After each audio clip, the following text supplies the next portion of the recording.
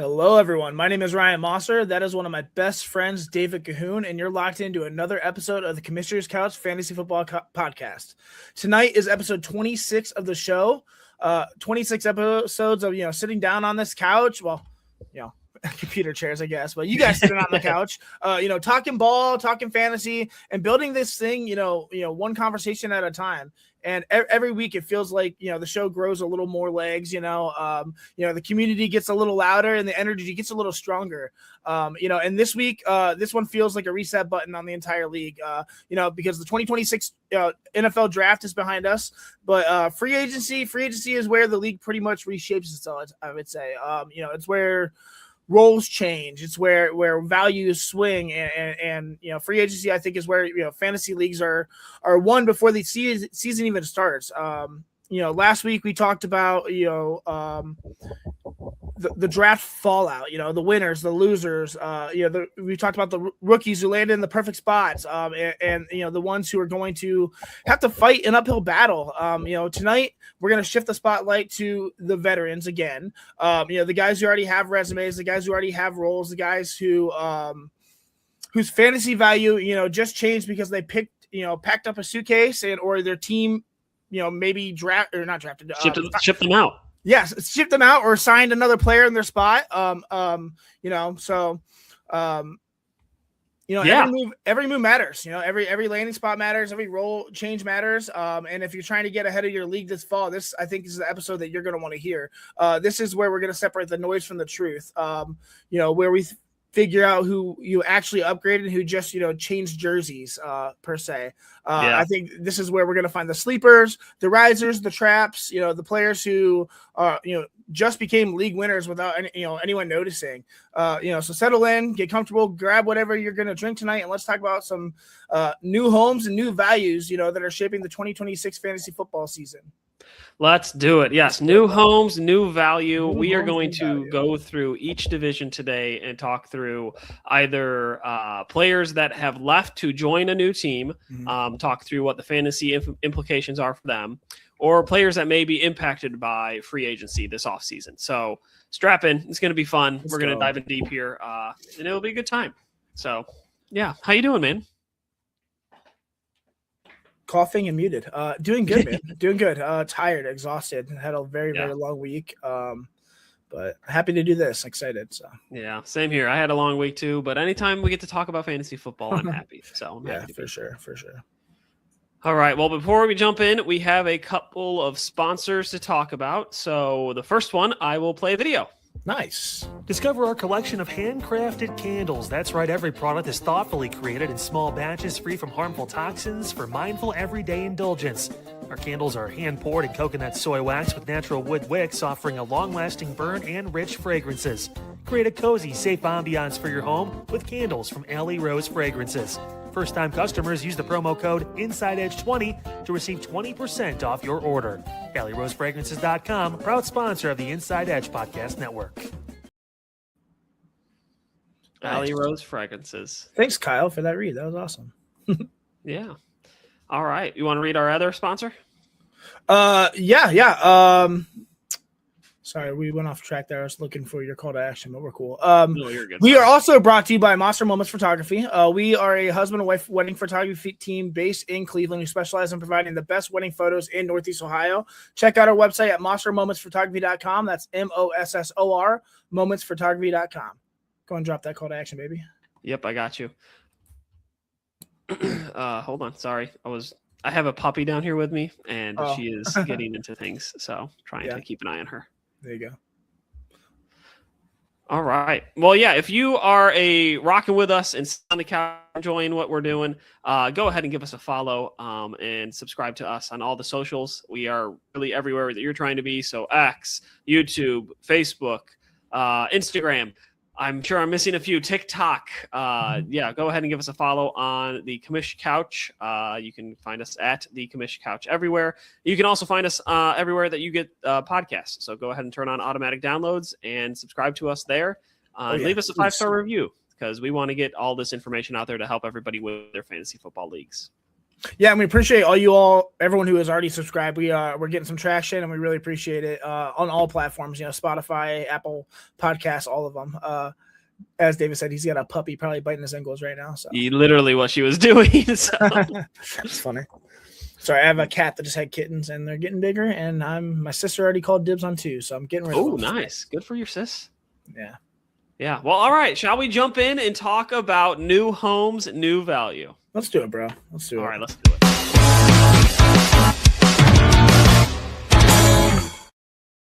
New homes, new value. Maser, we are going to talk through every division in the NFL, talk through the key additions that they've had for free agency. We're not going to talk about rookies from the draft, just going to focus on free agency. So we are going to start with the AFC, and we are going to start here at home with the AFC North. So nice. Let's jump in with the first team that we have on our list, the Cincinnati Bengals. They had some really good key additions this offseason, actually. They did a pretty good job. They traded for Dexter Lawrence, one of the big blockbuster moves this year, traded the 10th overall pick for him. They signed Kyle Duggar. They added Jonathan Allen, Boye Mafe. They've really bolstered that defense. But yeah, I have to ask the question, though. How does this have any impact for fantasy football for the Bengals this year? I mean, their defense was so bad last year, David. It was historically bad compared to their offense. When they had a competent quarterback in there, it was good. Referring to Joe Flacco and then eventually Joe Burrow. But I mean, obviously, the thing that lacked the most was the defense. So these defensive additions are absolutely, I think, a positive development for fantasy football. I mean, they reshaped the entire environment of that Cincinnati Bengals, defense and how it operates. And I think that matters a ton. For the first time in several seasons, the Bengals aren't asking Joe Burrow to rescue them every single week. Hopefully their defense can finally, stay on the field or get some stops. And I think the addition of Dexter Lawrence was absolutely huge. I don't know how great they're going to be yet. They still have some pieces that are for sure missing, but I think it's going to help everyone in general. I think Chase Brown will be better. I think both receivers will be great.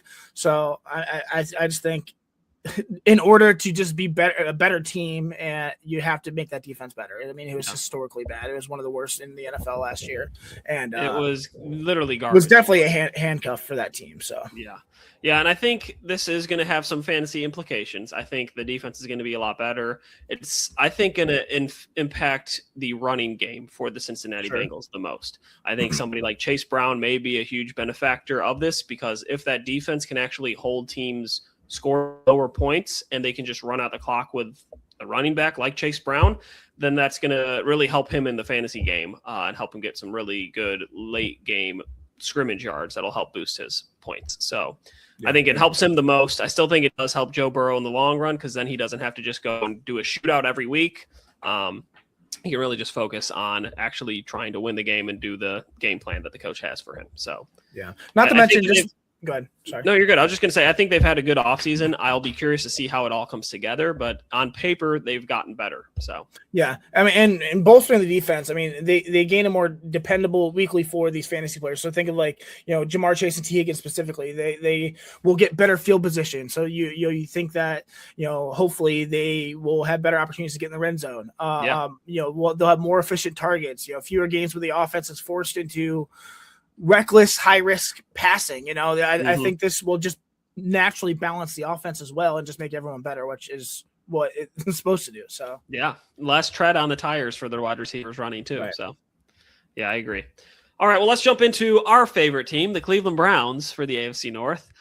They've had a busy offseason. They did really well in the draft, as we talked about last episode. But we're going to focus on free agency and what they did there. Yep. They made some really, really key upgrades to their offensive line. So they traded for Tyvis Howard. They signed Zion Johnson. They signed the 2 Eltons. And so they've really bolstered that offensive line. The only fantasy relevant, Jenkins, not 2 Eltons. You're right, 2 Jenkins. I was like, who's the other Elton? Eltons. Oh man, no, 2 Jenkins. Elton Jenkins and Tevin Jenkins. Sorry. You're right. I'm very confused. But the only fantasy relevant player that they signed in the offseason as a free agent was Tylan Wallace. And even then, the only like fantasy relevancy he might have is in the special team return game. Sure. So overall, I feel like they had a good offseason. They did really well, but none of the free agencies that they've signed really are going to have impactful fantasy value moving forward. Absolutely disagree. Oh, okay. Let me hear it then. I mean, no offense, but the Browns came into the offseason with the absolute worst offensive line possible. Correct. There was nobody. Unrestricted free agent. So obviously this is going to help the quarterback, the running back, the receiver. It's going to help the entire offense. What they did in this offseason, Titus Howard, Zion Johnson, the Jenkins, not bros, just the Jenkins. We're just got to call them the Elton. They didn't have to chase the flashy skill players. They didn't have to go after, Alec Pierce and try to pay him, which I think is insane. First of all, especially there weren't many free agents worthy. Maybe Mike Evans, but he wasn't going to come to the Cleveland Browns. So they did what they could. They completely reinvented this offensive line, and now these rookies are going to be better. I think Quinshon Judkins, when he's healthy, is going to be in a much everything Quinshon Judkins did last year when he was healthy was after first contact. Everything. So now hopefully we have an offensive line that he can get him in an open space or block and give him a hole. And now he doesn't have to worry about first contact behind the line of scrimmage. He can get 10 yards up the field and then make a move. I think this is absolutely some moves that, have greatly benefited for the Browns for fantasy football purposes. That's fair. Yeah, I agree. I think this would be really good for Quinshon Judkins and even Dylan Sampson in the run game too. I do think whoever the quarterback is for this team really did benefit from them signing a lot of Taylor Green, baby. You're doing the eyebrows. I know you're Taylor Green, baby. I know it. Oh man, you are not only on the bandwagon for him, you are driving it, conducting it, selling tickets straight up. Yep, all day. I'm just marching down the road. Taylor Green, let's go. Oh man, you got to buy his jersey whenever they sell it. When I win the fantasy league this year, I'm going to. So okay, perfect. But yeah, I think whoever is the quarterback, they have now finally been set up for success, much better than any quarterbacks in the last handful of years has been. Whether that's Deshaun Watson or my puppy's eating something, I should probably check on that. Watson or Shedeur Sanders, Dylan Gabriel. Oh, sorry, I almost didn't laugh that time.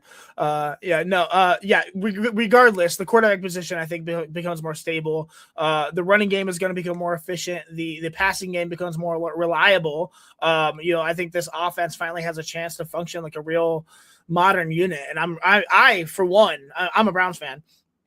I am actually very excited about Todd Monken. And to see what he does with this offense and just with this team in general. I for the first time in a long time, I have false optimism with this team. I can see the light. You don't have it every year? So. Hell no, not since college, man. I'm not gonna say they made me a nihilist, but I don't know, Yeah. No, I agree. I'm a Browns fan, so I'm masochistic for sure. So yeah, I do have a lot of optimism going into this offseason. I just hope that they don't try to force the Deshaun Watson experiment on us just to try and redeem that contract. I just hope that they can be like, hey, if he's not the best player or there's not really that big of a gap between him and whoever else, then they just move on and move forward without him. You had me at the first part. They're not going to move on and move forward if they're close or he's a little bit ahead. That's not happening. Todd Monken gets one shot.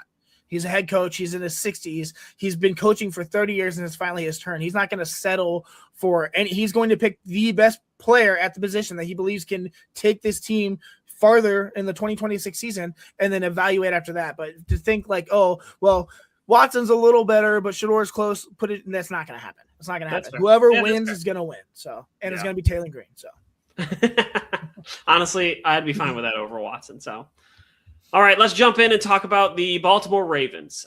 They've had a lot more people that left in the offseason, more so than they've added. Yeah. But they did bolster that offensive line, as we talked about a little bit last week with their draft picks, which I think should really help the offense a lot, as we talked about with the Browns, because they're going to be able to really support Lamar and Derrick Henry a lot more. You talked about the guard that they signed over the offseason. I'm blanking on his name. But then they paired it with the other guard in the draft. They really bolstered that offensive line. And so I'm excited to see what happens. All the other ones that they signed, I think, were all defensive players, if I remember correctly. And so Yeah, how do you think this will have any sort of fantasy implications for the Baltimore Ravens moving forward? Yeah, I think you talked about. I mean, obviously the offensive line reinforcement is, I think, the entire story. Your mic is going crazy, but Yeah, sorry, my puppy is biting my mic. oh my god. They didn't necessarily chase big name skill players. They didn't, throw a bag at Tyler Lindenbaum and let him go. But they focus on the offensive line. I think for this team, that is the most important investment they could have made. Vega Leone, obviously in the draft, was amazing. I'm also blanking on the guard. I think it's from Tampa Bay. I forget his name though, but I don't care. I think that's right, but I'm going to go look. I don't know offensive line too. I don't give a crap. Nobody does. Lamar Jackson, has cleaner pockets and more time to operate. I'm a little nervous about Lamar Jackson going into the 2026 season. A little nervous. Ever since he came back from his injury, I personally think, I mean, his I don't have the stats in front of me. I should be more prepared, but I was busting my butt just to get this up. So, but after his injury last year, the run game was ineffective completely. He was nothing in the run game. It was actually really, really bad. And I'm nervous. I don't know if he was fully injured or not fully healed yet, or maybe he had the yips, but it's something that I'm a little concerned with going into the 2026 season with Lamar Jackson, because if he loses that run game element, or if there's a mental block or something, maybe he'll come into 2026 and everything will be fine, but this is something I'm going to monitor for sure. It makes me a little bit nervous. But yeah, they should, the offensive line should be better. That should make the whole team better. So, I don't know. Yeah, was the Tampa Bay guard that you talked about. His name was John Simpson. 3 years, $30 million. So yeah, it should really help that team. I'm curious to see what also happens with Derrick Henry, because as you mentioned, Lamar not really wanting to run as much last year. I'll be curious to see if the new coaches want him to get back to that, or if they're just going to try and rely on Derrick Henry to carry the run game again, which we saw was not really great for fantasy last year with Derrick Henry. He was very, very up or down. New regime, though. I feel like they decided to run him at the weirdest times and then bench him at the weirdest times. It was that's why I traded him so early. But I think this gives him cleaner early down lanes. I think will definitely give him more red zone opportunities for fantasy. That's huge. And a chance to wear down defenses instead of being met by three bodies at the line. So I think Derrick Henry is probably the biggest beneficiary of here. Obviously, Lamar would be too if he continues to run like he was, before the injury last year. But we'll see. But yeah, I agree. All right, let's jump into the last one in the AFC North, and that would be the Pittsburgh Steelers. They added a couple of good players on offense, so they went out and traded for Michael Pittman, signed to an extension. They signed Rico Dowdle in the free agency as well, kind of helped to replace the Kenneth Gainwell leaving. And then they made some moves on defense and kind of tried to bolster that offensive line, which is already kind of weak anyway. Mm-hmm. And so that were the biggest moves. I'm curious to see what happens with those two specifically, Michael Pittman and Rico Dowdle, because I feel like the running back room is kind of wide open. They had their best fantasy asset from last year leaving, and Rico Dowdle was a good fantasy asset last year. And so could he step into that role that Kenneth Gainwell left? Possibly. But then Michael Pittman Jr., I'm still trying to figure out what to make of it. I don't love the passing game of the Steelers. Last year, it really wasn't even great. And this year, you're getting an even older Aaron Rodgers or one of these two rookies that have never played before in the NFL. So what's that going to look like? I have no clue. Plus, Michael Pittman has to compete with somebody who is big and fast as well. So with DK Metcalf, so I'm just not sure what to make of his fantasy value going into this year. So what do you think of them specifically, those two, and how would you assess their fantasy value? Yeah, I first off, I wouldn't count out Jaylen Warren. He was injured a lot last year. That's true. Yeah, Kenneth Gainwell did. In the passing game is amazing for sure. But Jaylen Warren's still there. Caleb Johnson's a non-factor. Rico Dowdle could be their best back. We saw what he did last year in Carolina. We saw what he did as a backup in some starting role with the Cowboys in previous years as well.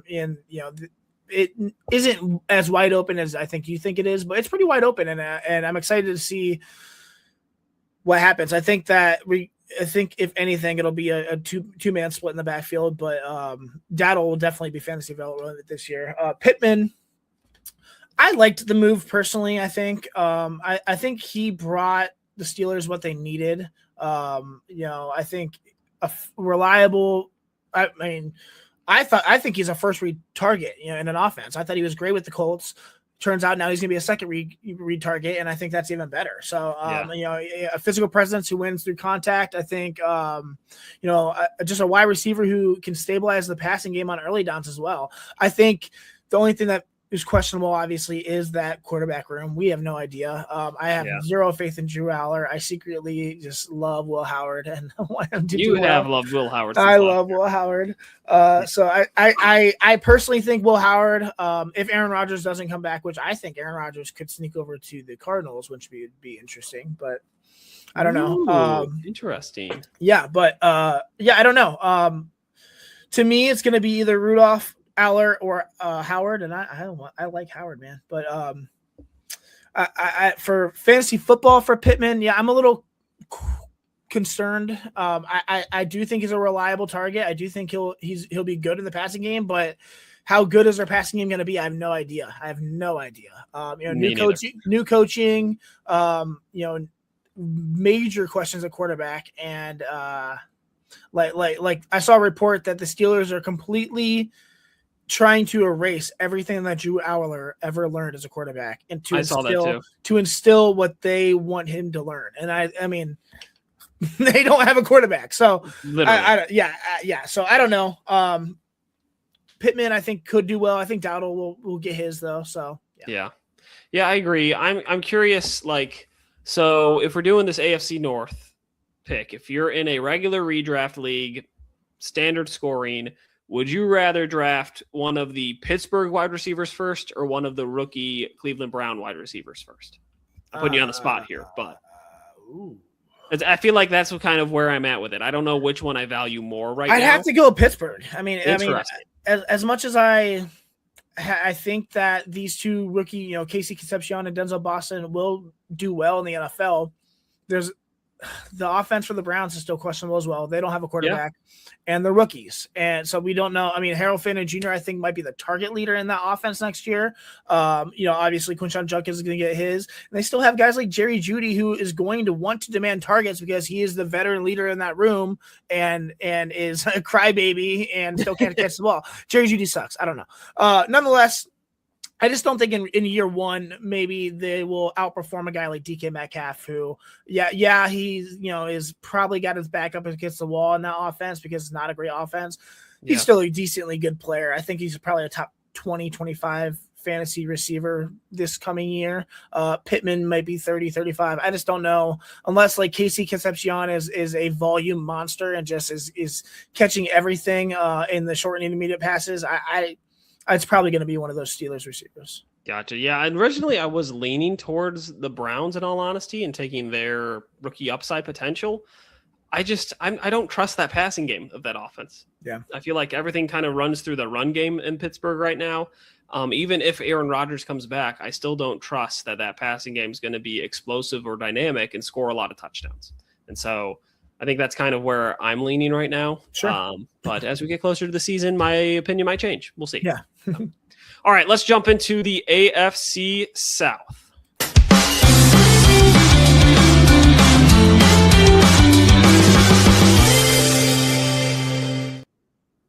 All right, the AFC South, we are going to start with the Indianapolis Colts. They made a bunch of moves this offseason. They re-signed Daniel Jones. They signed Nick Westbrook-Akini. They signed Alec Pierce to an extension before he hit free agency. They signed Mo Alley Cox back, and they signed Laquan Treadwell. That was pretty much it, though. They really just focused on keeping the band together, it felt like, to kind of keep the offense going. I'm curious to see what happens, though. Is Daniel Jones going to be able to start the year? I don't think he will be. So what does that mean for whoever QB2 is there? Is that Anthony Richardson time to shine and get a little bit of playing time so they can trade him away? I don't know. But I'm curious to see what happens with these weapons. You mentioned Alec Pierce last segment, talking about him possibly signing elsewhere. They stayed home in Indianapolis. What does his fantasy relevancy look like now? And then how are the other veterans there impacted now too? You have not Alec Pierce, the other wide receiver Josh Downs, and the tight end Tyler Warren. What does their fantasy outlook look like now? So tell me what you think of the Colts offense as fantasy football, since they really didn't try to add anything, but just kind of keep it all together. Yeah, I mean, they thought clearly the best path forward was continuity, not reinvention. Not really chasing new toys. I said earlier, I don't agree with the Alec Pierce signing. I think that is absolutely absurd for a guy who really didn't show much in his career so far. A guy that just 2 years ago was literally on in our dynasty league on Kevin's practice squad. You can sign him. He was going to send me a second round pick if I just took him, and I said no, he sucks. No one wanted him, and now all of a sudden he's that's what's crazy about fantasy football is in 2 years a guy who is absolutely dead to the league could be very valuable, and now signing huge contracts. That's insane. Yep. It's all about opportunity. Yeah, but I don't know. I think Josh Downs is going to eat. I think Tyler Warren is going to be a top 5 tight end this year. That's my Pookie. I love him. Pookie.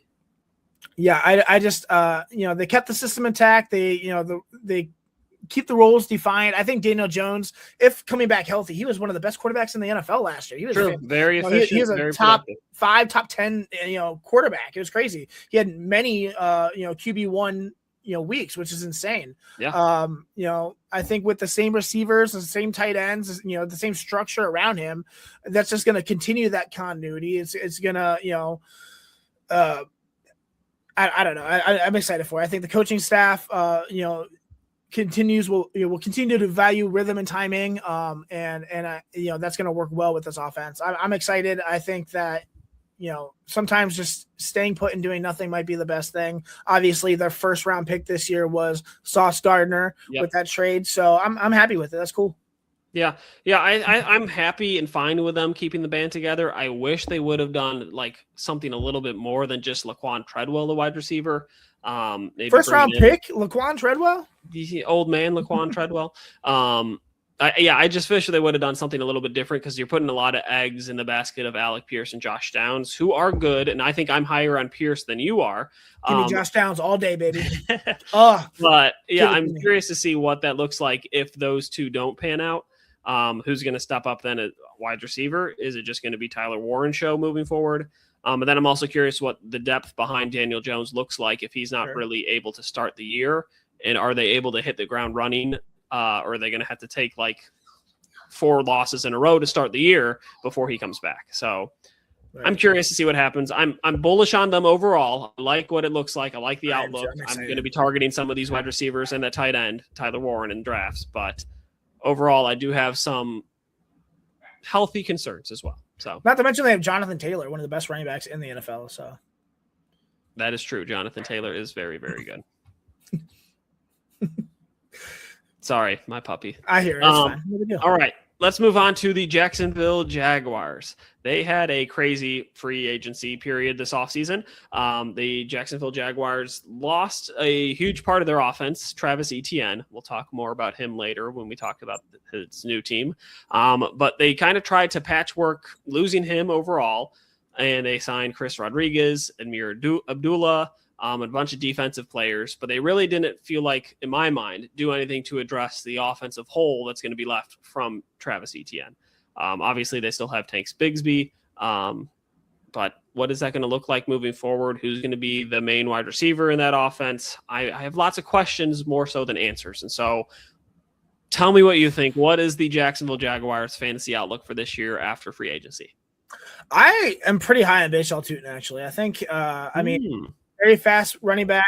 We'll see. I mean, they invested in him in the draft last year. What was it, second round? I think third round. Yeah, sure. Nonetheless, day 2. And I think he'll be the lead back. I think Chris Rodriguez could eat up a little bit of red zone targets.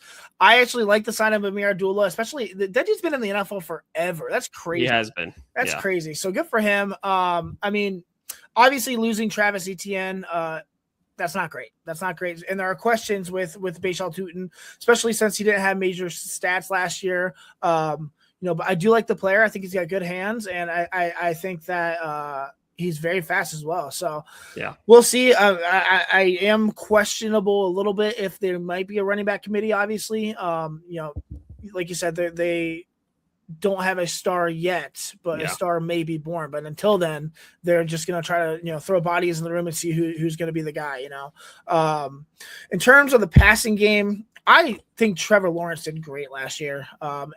He honestly, I thought he was done. I thought he was maybe the next Tua, maybe the next, Bryce Young until he started doing well as well. But, just another guy who was, first overall, who is nothing, but he proved me wrong last year. And that was after Brian Thomas Jr. had a major setback year after being a top 5 fantasy receiver his rookie year. They had Parker Washington. They brought in the dude from the Raiders, blanking Jacoby Myers. Jacoby Myers, that's right. Got you. Yep. Bretton Strange, who I think is a good tight end, who was injured half of the year last year, and Trevor Lawrence still did well. We don't know who that wide receiver 1 is. I would personally expect it to be Brian Thomas Jr. I mean, this is the year either he's going to step up back into that role or he's going to take a seat back and just never look at it again, at least on this team. There are a lot of mouths to feed, but the offense was pretty good last year. I think Travis Hunter also, I don't care what anyone says. Travis Hunter is going to play receiver, guys, and he's going to play it well this year. And I think he's their most gifted receiver. I'm sticking to that. I don't care. I do have questions, about, versatility, durability, and just, stamina and playing both sides of the ball. But, Liam Cohen is going to put him in the offense because he's a versatile player who gets open, has great hands. It's going to happen. So I don't know. Yeah, I agree with you. Last year, Trevor Lawrence was really, really good. This year, I am not buying him at all. In fact, I would probably stay away from buying him. I do not trust the passing game of this offense. I feel like last year has changed? They relied so much on Travis Etienne. Like that's what I think changed. He was a huge piece of that offense. Without him, I think that offense is going to be clunky and very just not explosive. I'm talking just about in the offense or the passing game, excuse me. But I don't know. I guess maybe the running game will affect the passing game. I just don't think it'll be that much because I like I said, I'm a fan of Tootin. I think that he will step into a bigger role, and we'll see, I guess. But yeah, I think it will all hinge on that running game. I'm just a little higher on that running game than you are, so that's where we're at right now, I think. Yeah, that's fair. Yeah. All right, well, let's jump into the Houston Texans then. In my mind, they had honestly one of the best off seasons. I agree. They did really, really well in free agency. They added key pieces like David Montgomery, Foster Moreau. They added depth at the offensive line with Wyatt Teller. Mm-hmm. They re-signed Dalton Schultz. Dalton Schultz, thank you. So I was thinking Tyler Warren from the Colts. The Texans I feel like had one of the best off seasons, and this is now a make it or break it year for CJ Stroud. Like it's time to put up or shut up. You've got the good running back now. You've got the refortified offensive line. You still have the weapons around you. What can you do? And he's been successful, but let's see him get over the hump and try and push for a Super Bowl. That's what I feel like the Texans' goal is this year. And so overall, I love this offense when it comes to fantasy football. What are your thoughts? What are your takeaways from their free agency offseason? We'll see about the offensive line. I still have questions. Obviously, Wyatt Teller last year he was benched at times because, for unknown reasons from the Browns, I would say. Okay. I don't think it was because of play. I think it was maybe because of Kevin Stefanski's an idiot, but I digress. Nonetheless, we'll see because, as bad as the Houston Texans offensive line was last year, they're trading away their good offensive linemen. Taven Jenkins to the Browns. Nope, that's not right. Titus Howard to the Browns, excuse me. So I guess we'll see. But, the addition of David Montgomery, he is RB1 from day one. He's going to be, physical between the tackles, reliable in short yardage situations. He's going to have pass protection that's going to keep CJ Stroud clean, I would say. And I think a skill set that complements, the explosive passing game. CJ Stroud looks like he has lost fat and gained muscle. He looks like he looked like a baby the last 2 years. Now this dude was looking like a man. So yeah, he's taking it seriously. I personally think CJ is going to have a huge year this year. I think he might be top 10 quarterback. I think this offense is going to switch, flip a switch, and it's just going to work, man. I think they have a lot of good receivers. We'll see what happens with a guy like Tank Dell as well, maybe coming back. So maybe just adding on more. But Jaden Higgins looking, I'm looking for him to take a huge step forward in year 2. And obviously Nico Collins is still a top 15, top 20 receiver with major upside still. So I think the addition of David Montgomery is going to be huge for this team. Everyone's got to stay healthy, but I think CJ Stroud is going to have a huge comeback year. No, I agree. And I feel like the running game was what they were missing last year. And now that they've got it in David Montgomery, the sky is really the limit for this offense. And so I'm really excited about it. I think when it comes to draft season, I'm going to be targeting a lot of Houston Texans players. And I'm probably going to have CJ Stroud a lot higher than most people. I have him on their board. So I'm excited about it. Overall, I think it'll be very good for the Texans this year. So let's bring it to the last team in the AFC South. That would be the Tennessee Titans. They got new jerseys. They got a new logo, looking fresh and clean. And they've got some new additions from the draft this year and from free agency. So additions, they signed Wan'Dale Robinson. They signed KJ Osborne. So again, really bolstering that wide receiver room and then adding another first-round draft pick to it. They added some running back depth in Michael Carter. They signed a backup QB in Mitch Trubisky in case Cam Ward misses any time, which I kind of like that a little bit. And they got a new head coach. And so overall, there's a lot of change. But the big question that I have, which I want to hear your opinion on, is how does this help Cam Ward grow from year 1 to year 2? He's got more weapons, and that's the main thing. I mean, he year 1, he had an injured bum in Calvin Ridley and rookie Alec Aeminer. And then, Chig Okawakwa was the tight end. And that was pretty much it. I mean, this guy was thrown out there with the D squad. Now he gets Wan'Dale Robinson, who is a good wide receiver too, I think. I mean, he brings size, speed, a true outside presence, and a target who can win down the field. I think with for Cam Ward, that's going to be huge. Like I said, they had to really, really manufacture every explosive play last year, for Cam Ward. And I think now they have a receiver who can create, one on his own. You saw what Wan'Dale did, when Malik Neighbors was out and his name was actually called upon finally. KJ Osborne, adds, I think, professionalism, stability as well. I just think this team is a lot better, a lot better. Not to mention, we're not talking about rookies here, but Carnell Tate's my wide receiver 1 in the draft. I know he's not yours, but nonetheless, I mean, wow, I think it's looking really, really good right now for Cam Ward. So yeah, I agree. I think it does look good for Cam Ward too. Nick Singleton, ooh, sorry, we're not talking rookies. Shut up, Brian. No, I agree with you. It does look good for Cam Ward heading into year 2. I'm curious to see what the offensive line looks like under this new coach. I'm curious to see what the defense looks like too, to kind of help alleviate some of that pressure from Cam Ward, to not put everything just on his shoulders, help him out when he makes mistakes, stuff like that. And so, yeah, overall, I think there is a path for a lot of success and a lot of explosive plays for Cam Ward, but I'm going into it a little bit cautious, a little bit more what's the word I'm looking for? A little bit more conservative than I think most people probably are about this offense. I'm still not too sure what this running game is going to look like. I'm still not too sure what this offensive line is going to look like. Yes, there's weapons there, but is he going to target Carnell Tate a lot? Is he going to target Wan'Dale Robinson a lot? I don't know. Is he going to try and spread it around a lot and make a lot of plays with his feet and just sling the ball all over the place like he did last year? Maybe.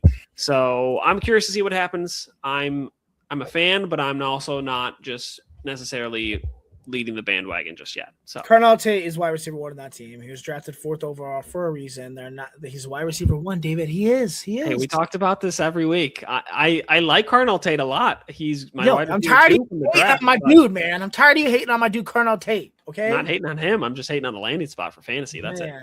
All right. Let's get into this ad. Let's take a break and we'll be right back. Hey everyone. This is David from the Commissioner's Couch podcast. Fantasy football fans, you found the #1 destination for all the officially licensed football gear you will need this NFL season. The NFL shop from Fanatics.com features sportswear and accessories from brands like Nike and New Era, as well as NFL coolers, so you can head to the tailgate repping your team. If you're looking to add to your collection of tailgate gear, you need to check out our grilling items and coolers. With official player jerseys, polos, and hats, we've got enough gear to keep you repping your favorite NFL team throughout the whole season. Go to fanatics.com by using the QR code on the screen right now to celebrate your fantasy football teams. Again, that's fanatics.com, or use the QR code on the screen to buy all the gear you need to rep your team. Good luck. Good luck. All right. Well, let's jump into the AFC East, shall we? All right. So let's start with the Buffalo Bills. I know you're excited and drinking your coffee about it, but water. they had a pretty good offseason too. They got a lot of good depth for their offensive line. They added more key pieces to their defense, and they made one of the bigger, I think, splash acquisitions of the offseason with DJ Moore now joining the team. What do you think of that, first of all? DJ Moore joining the Bills. Good or bad for fantasy? Good. He gives the Bills a true number one again. I think they've been searching for a wide receiver who can win without needing, the scheme to carry him. And I think DJ Moore gives them that. He's going to bring, strength at the catch point, separation ability on all three levels, reliability receiver on third down, a physical presence that, defenses have to, respect. I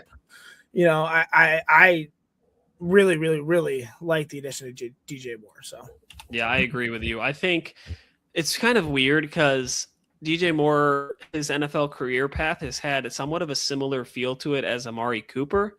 And I feel like when Amari got to his third team, he was really, really good as a wide receiver, and also in fantasy because he was the main wide receiver there. And so I feel like now DJ Moore's kind of entering that Browns Amari Cooper phase of his career with the Buffalo Bills and could be really, really dynamic for fantasy football, being one of the only key pieces in that offense. I still like Shakur a lot too in that offense, but I think DJ Moore being the wide receiver one will be really, really good for him. So, man, when you say Amari Cooper and talking about Bills, they have a little bit of fear and PTSD of Amari Cooper going to the Bills and being absolute trash. So correct, but Amari was also on his back nine there, and I feel like DJ Moore is not necessarily there just yet. But getting there, 29 years old. True, but I do feel like he's got at least another 2 to 3 years left in him. So I can see that. But yeah, as the offense overall, how do you feel about this moving forward? This has been historically one of the more sought after offenses in fantasy football drafts. Do you think that that'll still be the case moving forward or no? I mean, yeah, they have a top 5 running back, a MVP caliber quarterback, a wide receiver one now, promising tight ends. I think Josh Allen's the one obviously that benefits the most right now. Yeah. I mean, adding DJ Moore gives him, a first read option who gets open quickly, a receiver who can win, when the play breaks down, and a target who can turn, short throws into long gains. He's needed a wide receiver one. They've been trying for a while in the second round to get a guy. Maybe Keon Coleman was the guy. Nope. And finally they have a proven wide receiver one. So Josh Allen, first and foremost, is the beneficiary for this. Yeah, Stephon Diggs was good, but this guy's reliable. Okay. Sorry. Yeah, I said Diggs, but Diggs was on the Patriots last year, but it still fits because Stephon Diggs did play with the Bills. So excuse me. Yeah. I don't know. We'll see. I really like the additions of DJ Moore. I think that who else did they add? They added a lot of offensive line too. That's obviously going to help the run game. That's going to help Josh out as well. Yeah. So overall, I think that this team is close. And I mean, the biggest criticism for a long time is who the heck is going to catch the ball and be that dominant receiver for Josh Allen. And I think maybe they finally got their guy. So. Yeah, hopefully they did, because this offense, that was the literally only thing that they've been missing. And so I feel like this offense is still something that a bunch of fantasy players are going to want to target moving forward in drafts. Go and target DJ Moore if you're able to trade for him in dynasty leagues, if you're trying to compete for a win championship, or if you're not and you're like me trying to rebuild, maybe sell a DJ Moore to get some draft capital or some younger players. I think DJ Moore is a great sell candidate, by the way. Oh, I agree. Yes. But yeah, I think overall this offense should be really, really good, really explosive, scoring a lot of touchdowns. And if you're able to get a piece of it, that's great. So yeah, let's jump into team number 2 from the AFC East. That would be the Miami Dolphins. They've had somewhat of a crazy offseason. They signed their franchise quarterback, Malik Willis, paid him a huge contract. A few weeks later, they traded away the wide receiver one for Malik Willis, Jalen Waddle. And then they signed in players like Tutu Atwell to kind of help replace that. bolstered some things in the defense, and then signed a kicker in Zane Gonzalez. And so I guess my biggest question for you, Mosser, is what is this team doing? Nobody, I don't know. Nobody knows. It doesn't make any sense. You bring in this franchise quarterback in the free agency to try and compete, then you ship off all of the pieces that you have for him to be successful with away, and he's just kind of left by himself. I don't know what to make of it. The real issue is, no additions that help the core of the offense. They needed offensive line help. They needed a wide receiver or two that wasn't a rookie that tore his ACL just a few months ago. Maybe an RB2 can handle volume. Maybe they have somebody like Jalen Warren, or not Jalen Warren. I forget his name, Jalen whatever, because I forget his name because he's Jalen Wright. Yeah, Jalen Wright. That's how much he sucks and irrelevant it is. Or Ollie Gordon or something like that. They need a tight end who can threaten the middle of the field. It's hard. I feel like we should do this episode, David, next year before the draft. I agree. Because it's hard to pretend like the draft didn't happen right now because, obviously they haven't, so I don't know. And they needed stability around the quarterback, and I feel like they just failed on most levels there. So I have no idea what the offense is, what this team is doing in general. Obviously Devin Achane is going to be the heart and soul of this team, and is that going to be great for him or bad for him? I don't know. Is it going to hinder his value because he's relied on so much that defense are just zoning in on him? I have no idea, but they have no weapons right now, and it's concerning. So yeah, I agree. It is concerning. I do think Devin Achane is the only viable piece of this offense that you should be going after. I think he's worth still a first-round pick in redraft leagues. Everybody else, I'd kind of take some late flyers, and if they're falling, I would maybe scoop them up. But, yeah, I don't know. I've got lots of concerns for this offense moving forward and what the fantasy outlook is. But that brings us to our next team that I also have concerns on, and that is the New York Football Jets. They made a bunch of changes this offseason. They signed Geno Smith. They did a lot of things in the draft. They signed a kicker, Cade York. And then the rest of their free agencies are really all defense, trying to bolster up that defense. They made a lot of changes and had a lot of people leave off of it last year. So it feels weird to me. I'm finding myself trying to buy into the hype around Geno Smith. A couple years ago, he was a really good fantasy target when he was with the Seahawks. And I feel like I'm starting to get into the mindset of, you know what? He could be that again in the New York Football Jets. He's got some wide receiver options. He's got a new tight end. I can kind of see it. I'm trying to not let myself fall into that and trusting that mindset. And so I don't know where you're at with the Jets, but that's where I'm at with it all. Trying to not fall into that mindset of trusting Geno Smith. Yeah, I'm not trusting Geno Smith at all. I think Garrett Wilson will get his own. Breece Hall obviously just re-signed signed an extension and cried and did all that stuff. Whatever, cool. Geno Smith, he's not a bad quarterback, but he's not the savior either. He's a bridge. He's a placeholder. He's a guy that keep the offense functional option.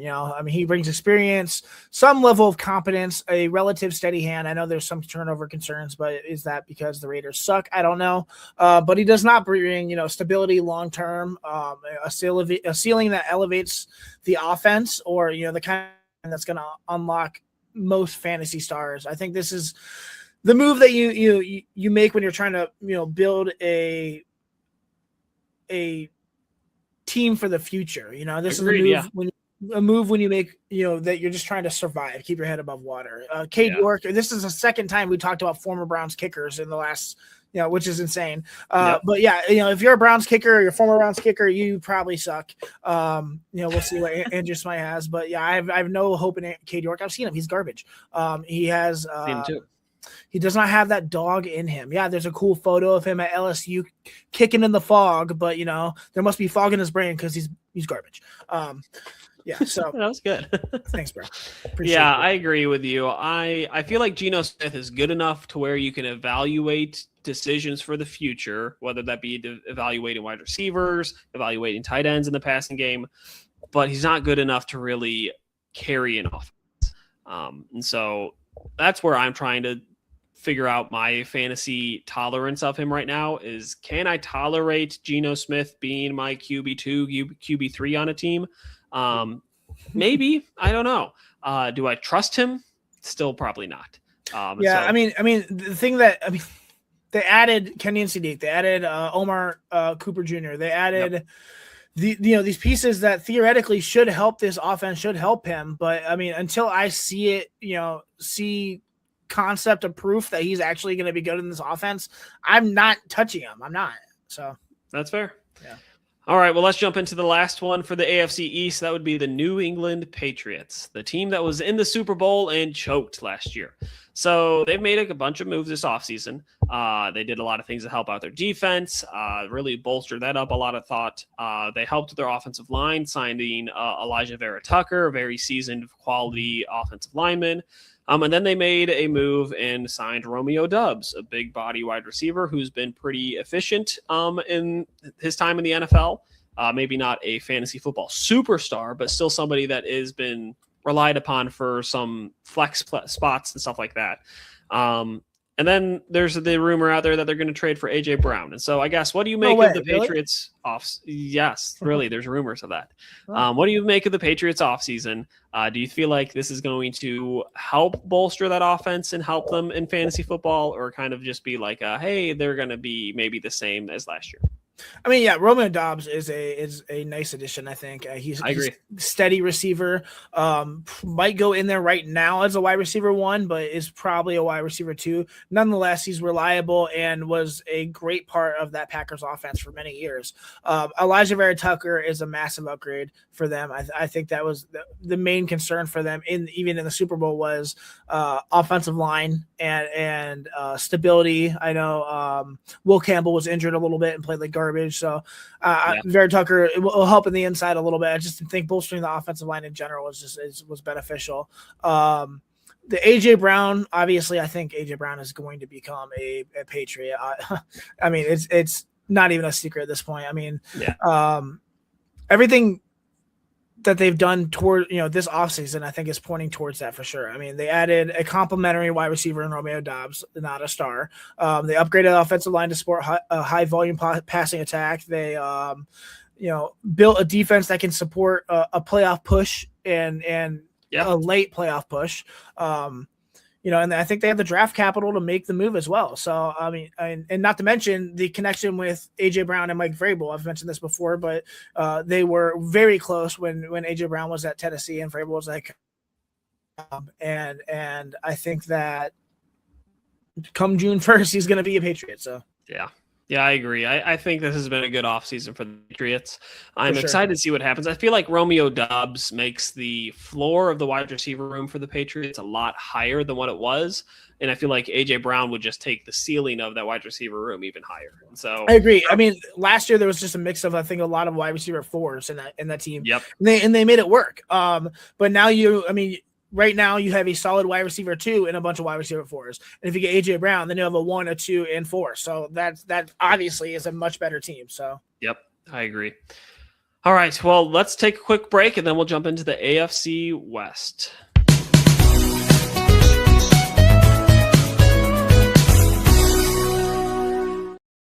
All right, the AFC West, we've got the Broncos, the Chargers, the Chiefs, and the Raiders. Let's start with the Denver Broncos. Let's do it. I feel like the main thing to just talk about with this is Jalen Waddle, all caps.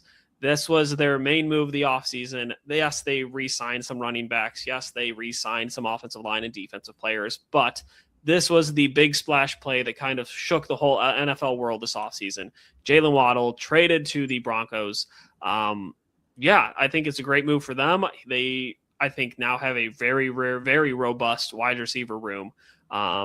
And this offense should be really, really dynamic. So what do you make of the trade for Jalen Waddle, and how is the fantasy outlook for everybody on that offense? I mean, Jalen Waddle changes everything in the offense, to be honest. I mean, he's not just a fast player. I think he is a stress test for every defensive coordinator in the league. His presence forces defenses to back up, to widen out, to honestly respect every blade of grass. He brings game-breaking speed, instant separation, a threat to score pretty much from anywhere, and a player who demands safety help on every snap. For fantasy football, this means that the Broncos finally have a true centerpiece wide receiver who can deliver weekly starter value with, real ceiling games. And, there was hopes that maybe Cortland Sutton could be that guy, maybe Marvin Mims, maybe Troy Franklin. Nope, it's Jalen Waddle now, and he's there to stay. So, yeah. Yeah, I agree. I'm very excited to see what he looks like in that offense and I guess how he helps open up everything else. And so let's talk about the run game, though, for a minute in that offense. Who do you think is going to be running back one for this offense? Because they re-signed J. Dobbins. They re-signed what's his face? Jaleel McLaughlin. Yeah. Yes, thank you. They drafted another running back. They still have RJ Harvey. Yes, exactly. So it's very crowded. I don't know what to make of it. What do you make of this running back room? It's stupid. It's dumb. I mean, and J.K. Dobbins, I love J.K. Dobbins, but he can't stay healthy. When he is healthy, he's great. RJ Harvey, when J.K. Dobbins was out last year, who is a former second-round pick of last year, played well, I thought. I mean, not great, but well. Then Jaleel McLaughlin was a change of pace guy the last few years, and now they drafted somebody in Jonah Coleman, who, coming into the draft, was my RB2. But I hate the landing spot. So I have no idea. I think the running game, I think, if anything, Jalen Waddle's arrival is going to put pressure on the running game. I mean, when you add a player like Waddle, the offense naturally shifts towards the passing game. That means that I think they're going to be more three wide receiver sets, more spacing concepts, more quick hitting throws. And that means that there's going to be even less volume for these running backs. So it's a crowded room, which I think with design is going to be less volume, especially with the addition of Justin Jolly. Don't talk about rookies, but that Joker position. Oh my gosh, I'm salivating for that. But yeah, I have no idea right now, man. I mean, it's close your eyes and throw a dart at this point. It could be any one of these guys. So or all of them, and you don't want that either. So correct. Yeah, it's going to be very much a committee, I think, and for that reason, I'm not really targeting anybody for this fantasy relevancy. I think maybe the best route is to just start the season and see who kind of gets the hot hand early and maybe try and ride with that. But I feel like it's going to be week to week. Whoever has a hot hand will kind of take the carries. But yeah, let's jump into the Chargers. They made a bunch of moves this offseason as well. They signed Tyler Biadasz, signed David Njoku, who I think is going to be really a good addition for them. And then they signed Keaton Mitchell and took him away from the Baltimore Ravens. So glad you took him away from our division. But yeah, I guess the big question that I have this year is, can you trust this offense for fantasy football? The Chargers offense? Yeah. Yes. Yeah. And you trust them? Because I feel like last year they came out to a very hot start. And then towards the end of the year, I feel like they kind of fell apart. I mean, but respectfully, you have to look at the conditions. Sure. I mean, Rashawn Slater and Joe Alt, both tackles, out for the year. Omari and Hampton out for most of the year. I mean, they didn't have most of their offense in general. I think that they have great receivers. I think they bolster their offensive line. I think that the tight end room with David Njoku and Oronde Gadsden, don't count him out yet. We'll see. But obviously, Njoku's looking for a season where he could benefit and go into a contract year next year. Obviously, 1 year, $8 million with the Chargers this year. But yeah, I like everything that they did personally. I think you can trust them. I think Omari and I'm in love with Omari and Hampton. Interesting. I think Keaton Mitchell is going to be that 1-2 punch that we thought maybe Derrick Henry, Keaton Mitchell was going to be, but then Keaton Mitchell obviously got hurt. Now we got a young Derrick Henry coming up, baby. I'm not calling him. I'm with you. Not Derrick Henry, the guy who had 15,000 yards in high school, but going to be a beast, especially in the passing game. I like this offense. I think the only question is maybe wide receiver 2. Obviously, Quentin Johnson is the front runner, maybe even wide receiver 1. I have no idea because his play is so up and down. He played so great the first, top 5 receiver at the beginning of the year, and then dropped off a cliff. Keenan Allen was there as well, but then now they have Brendan Thompson.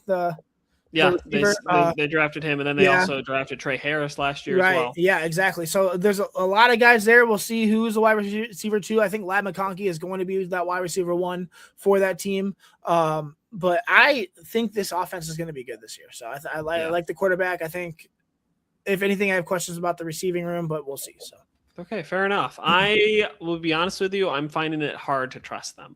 I feel like every offseason, the last 3 years or so, I've always talked myself into, the Chargers are going to be really, really good this year. They're going to be a very dynamic offense. Justin Herbert's going to lead the league in passing, yada, yada, yada, yada. And every year I feel like I get let down. I do like the David Njoku addition. I feel like he's a really good tight end that Justin Herbert's never really had in his offense before for him. And so I think that's going to be really good. I like the Keaton Mitchell addition actually a lot. I think he will probably take some carries away from Hampton because I think he's that talented. But overall, I'm more so just a little bit, hey, you've burned me a couple times. I don't know if I can trust you now. Type of you're a Browns fan and is always optimistic about the Browns, but a good team with the Chargers. Like, I don't know, man. It's true. I am like that though, and I think I'm just wanting to see them finally prove that they're actually worth the value for fantasy football. Yeah. I agree with you. I don't know what the wide receiver room is going to look like behind Ladd McConkey. I like Trey Harris coming out of college 2 years ago. I think he should be good in year 2 as a wide receiver. Are they going to re-sign Keenan Allen? I don't know. But yeah, that wide receiver room I think needs some help. And so, is your dog chewing on your mic, by the way? No. Oh, sorry. Did you hear something? Yeah, it was just rubbing for a minute. Oh, sorry. Okay. So yeah, it's probably my arms on my desk is what it probably was. But yeah, so I'm cautiously optimistic about them, but I'm also trying to be reserved about it. So I think they're going to be a good offense this year. So. All right, fair enough. All right, let's talk about the Kansas City Chiefs. They've had a roller coaster of an offseason, I feel like. Started off big with signing Kenneth Walker on day 1 of free agency. Kind of shook the world a little bit there. Came back and signed Justin Fields as a quarterback. And then eventually, before the draft, re-signed Travis Kelce to an extension. It feels like a 1-year deal, even though it's a 3-year deal. But we'll see what happens with it. So, yeah, what do you make of this offense? And do you think Patrick Mahomes will be back in time for week 1?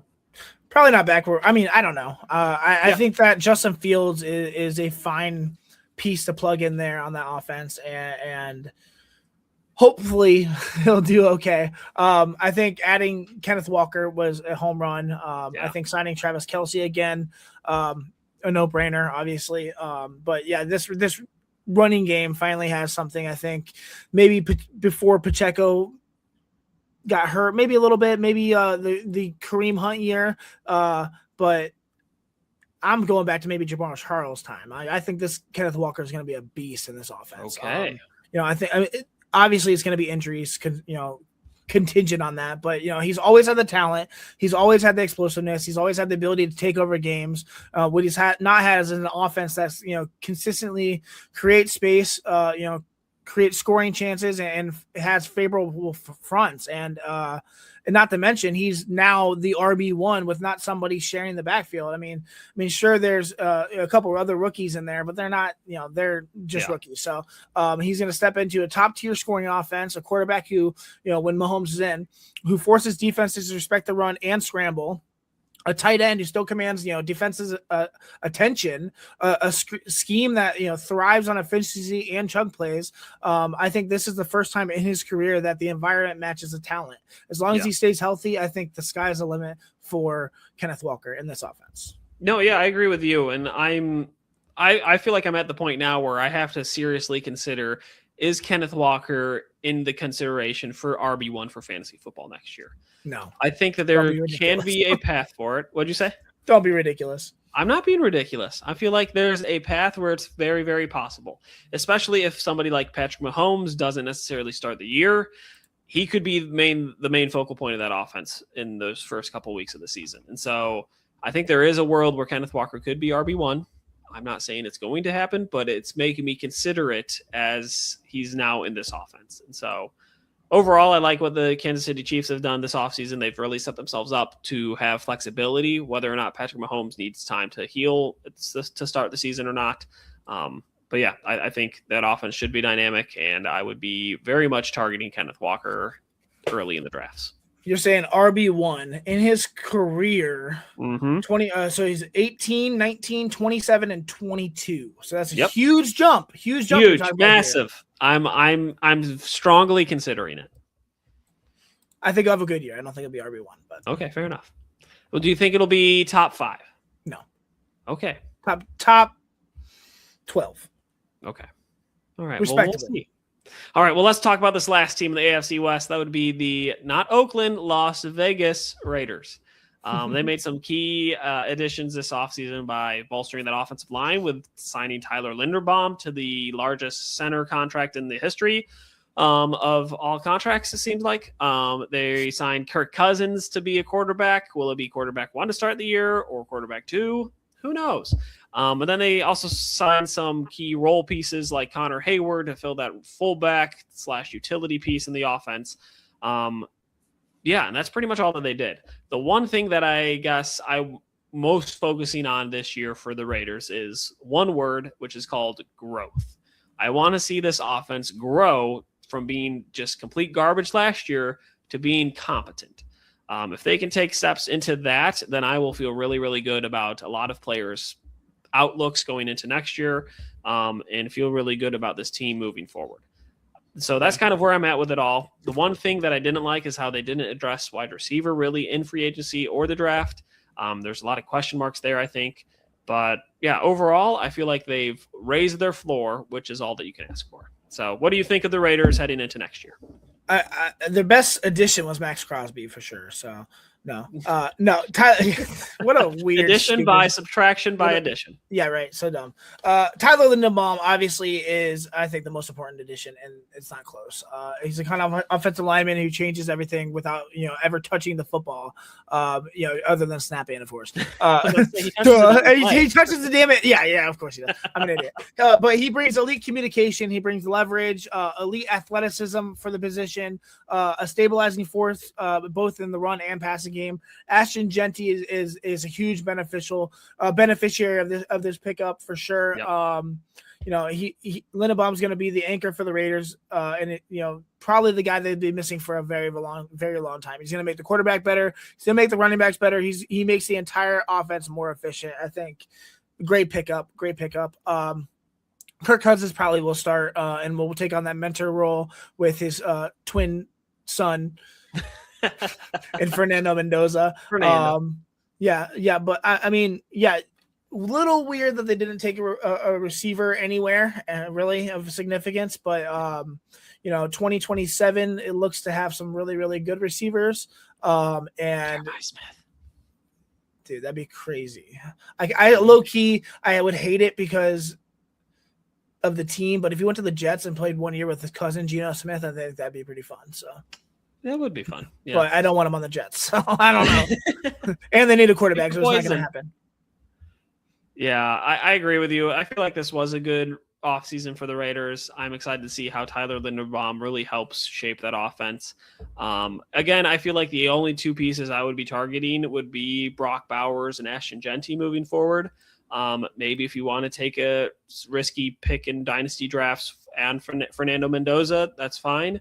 But those would be the only 2 pieces that I would move forward with. I think you can take some late round flyers on guys like Deontay Thornton or Jack Besh and see what happens, but I wouldn't really count on them for a whole lot. So yeah, let's take another break and then we'll jump into the NFC. Whether searching for a baseball autographed by your favorite World Series slugger, a signed football by an iconic Hall of Famer, or the jersey of a world-famous soccer star, you've come to the right place. Here at sportsmemorabilia.com, the web's leading source of authentic sports memorabilia, you'll find more than 500,000 authentic products from nearly every professional sports league, team, and players. Not only will you find your next prized sports possession with ease thanks to superb customer service and tremendous site experience, you'll have the satisfaction and peace of mind that every product listed comes complete with a certificate of authenticity and is fully backed by the sportsmemorabilia.com lifetime authenticity guarantee. Go to sportsmemorabilia.com by using the QR code on your screen right now. Sportsmemorabilia.com, a proud sponsor of the Inside Edge Podcast Network, Cleveland's digital leader. I do not have a QR code for sportsmemorabilia.com, but that's we'll get one. Real quick, drop me a guitar riff. All right, let's do it. We got some breaking news. Wah, wah, wah, wah. What's going on? Breaking news: the Dolphins and running back Devin Achane have agreed to a 4-year, $68 million extension. Wow. So that key piece in the offense is staying for a long time. He will be run into the ground. But good for him. For $68 million, run me into the ground, baby. Honestly, yeah. Yeah. Great for him. He'll be the only piece in that offense. So let's be real. Yeah. All right. Well, let's start with the Bears for the NFC North. They made some moves this offseason by signing Scotty Miller, Case Keenum, Jed Wills, former Browns player. There's a lot of former Browns players. They even signed Devin Bush, former Browns player. Overall, I feel like it was okay of an offseason for them. Yes, they added a little more depth in wide receiver with Scotty Miller, signed a veteran quarterback to back up Caleb Williams, and kind of bolster the defense and the offensive line with some depth pieces. Overall, I feel like this is bode well for one person, maybe two in particular, and that would be Rome Odunze and Luther Burden. I feel like the wide receiver room is now theirs for the taking, and somebody's going to emerge as wide receiver one in that room, and I'm excited to see who it is. So yeah, overall, I'm excited about this team. They looked really good last year, and Colston Loveland, I think, should be a good piece for them too moving forward. So I'm very excited about this offense. Yeah, I was already excited about the offense. I don't think free agency really did anything here. I mean, they added Jed Wills, and that's a negative. So Jed Wills is a freaking bum. A bum left tackle, the laziest piece of crap I've ever seen in the NFL. He doesn't deserve a contract, and he's somehow with the Bears. And they're going to probably cut him after week 2 because he's garbage. So, yeah, I just had my notes under Jed Wills says that this guy sucks. So, underline. Yeah, the offense looks good. I think Luther Bird is going to take control of the wide receiver one personally. Interesting. Colston Loveland looks great. Obviously, you got Swift there, and Caleb Williams, who looked to have a great sophomore season last year. So yeah, he did. Yeah, I'm curious because I'm more leaning Rome Odunze is going to be the wide receiver to take over as wide receiver one. What makes you think Luther Burden will do it? I just think Luther is more versatile and he'll get the ball more. I think I think Rome is the outside target. He might get more receptions. I'm not sure. I'm sorry. More touchdowns, more long, sure. Yeah, plays. Big plays, but Luther's going to be the guy who's short intermediate. He's going to be on screens. Who's going to be in the middle of the field, slant, stuff like that. And I think that in a Ben Johnson's offense, he's going to be gold. So especially in year 2. That's fair. I can see it. All right, let's jump into team number 2 here, the Detroit Lions. They made some moves, signing Isaiah Pacheco, Tyler Conklin to help with that offensive line, and Teddy Bridgewater, Teddy Two Gloves. The rest of it was really bolstering that defense. And so overall, it was like, okay, you try to fill a hole with David Montgomery leaving, with Isaiah Pacheco, who runs really hard, has a lot of heart. I don't know if they're the same type of runner. But yeah, overall, I feel like they're okay in their offseason. I'm excited to see what happens with what's his face at running back being the running back one now. Yes, Gibbs, thank you. So I think he could be a really, really good running back this year and really just exceed all expectations, even though they're already high. But yeah, what do you think of the Lions offseason so far? Garbage. Who cares? I mean, Isaiah Pacheco, he's an irrelevant player now after his injury. Tyler Conklin, nobody, and Teddy Bridgewater was a high school football coach before he came back. So I could care less. I want to move on. All right. I think they'll be good for fantasy, but I don't care about this crap. So yeah, that's fair. All right, to the Packers we go. They lost a lot of wide receivers, but they signed Sky Moore. Do you remember him, Ryan Moss? Yeah, I do. Yeah, so wide receiver nobody cares about. They signed Tyrod Taylor as quarterback 2 for them, and then the rest of it was really all defense. And so they lost a lot. They tried to recuperate. I guess the big question for me is, what does this team and this offense specifically look like next year? I don't know if you want to try and tackle that because I'm just feeling a little lost from it all. I don't know. Again, these additions I could care less about. Sky Moore, the only thing that he was ever good at was during the pre-draft interview process for the Chiefs. The reason they drafted him is because he made 10 for 10 shots on the basketball hoop on the back of the door. Okay. They actually talked about how they thought, wow, he made all 10. He's super athletic. Stupid. Yeah. So dumb. That's so dumb. That's what I've heard. I don't know. Yeah. So one of the main reasons, I mean, like, wow, no one's ever hit 10 for 10. He's, well, whatever. Tyrod Taylor, good backup, whatever.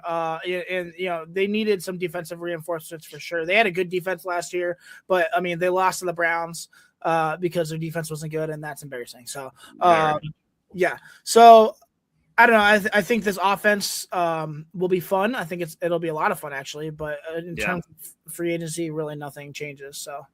Yeah, I feel like the winners from this is clearly Josh Jacobs, big winner from this. Sure. He's going to be a huge focal point for that offense again. And then I think Jaden Reed is also going to be a big piece for that offense moving forward. I don't know. We'll see. It's just a toss-up of receivers right now. So, yeah, I mean, obviously they got thinner. They got rid of Dontavian Wicks. They got rid of Romeo Dawes, but they still have Christian Watson. They have Jaden Reed. They have Matthew Golden, who's a first-round pick, who sucks. So, I don't know. It's just who's going to be that wide receiver one. I'm not gambling on any of the Packers receivers this year. I think they all will have a role and all will be relatively good. I don't know who's the best one. So that's fair, and we will wait and find out. Yeah. All right, so let's bring it in home here with the last team from the NFC North, the Minnesota Vikings. They had somewhat of a crazy offseason. They were fired their GM after this whole debacle about J.J. McCarthy came out. They ended up signing Kyler Murray after he got cut from the Cardinals. They signed Carson Wentz back again.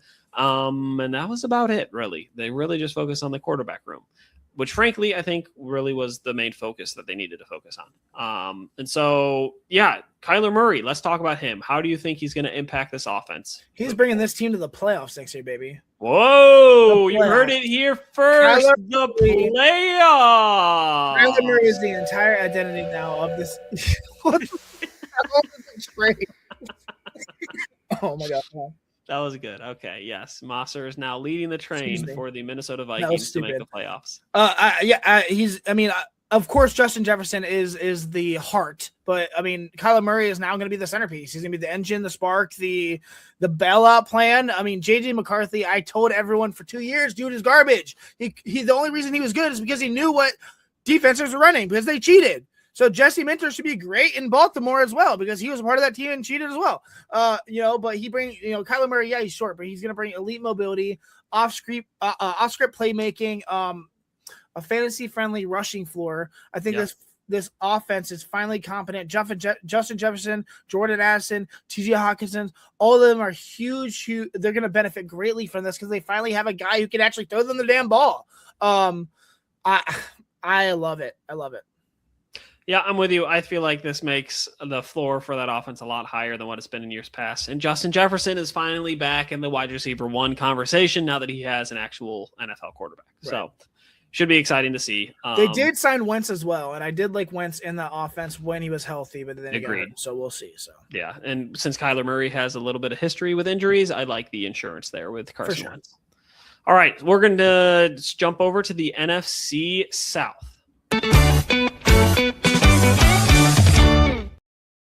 All right, we'll start with the Tampa Bay Buccaneers.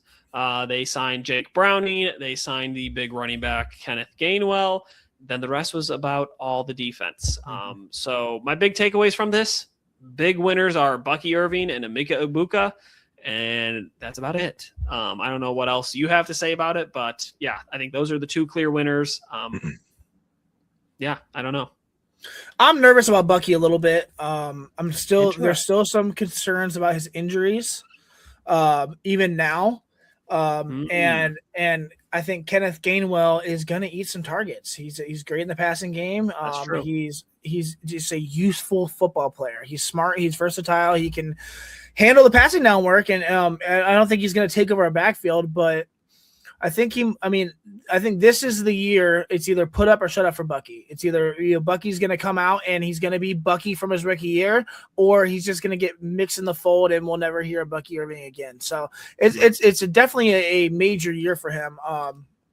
I do love Bucky. I have him in a lot of my dynasty leagues, and I am hoping for the best. I think the addition of Ted Hurst is also going to be great for Emeka Egbuka as well.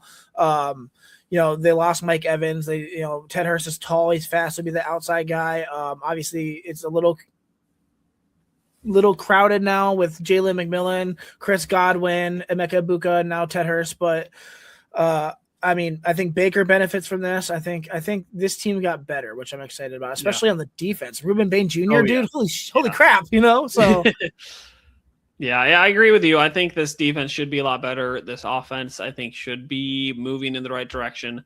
I feel like I was more bullish on Bucky Irving until you mentioned his injury concerns and Kenneth Gainwell also taking targets from him in the passing game. And so I'm now if Bucky is healthy, I'm fine with it. But I'm pretty sure I saw reports today that they're still concerned about his injury. So that makes me nervous for sure. So let's see how it goes when we check back in again in July and August and see where we go from there. But yeah, overall, I do like this team moving forward. The offense should be somewhat explosive again. I think losing Mike Evans might be a big blow, but somebody like Egbuka can really step in. And Evans was out pretty much all year last year anyway. So that's true too. Yeah. All right. Well, let's talk to the Atlanta Falcons now and see how they're doing. Hello. First of all, they had, I said 2. That's why. Okay. Ignore me. I'm getting tired over here. Oh, Lord. They had a busy offseason. They hired a new coach. They signed Tua Tagovailoa. They signed another B. Robinson. They signed Jahan Dotson. They signed Zacchaeus. And they signed a kicker, Nick Folk. So I guess my big question is what to make of all of this busyness. Kevin Stefanski is garbage, first of all. I've been talking crap about a lot of guys today.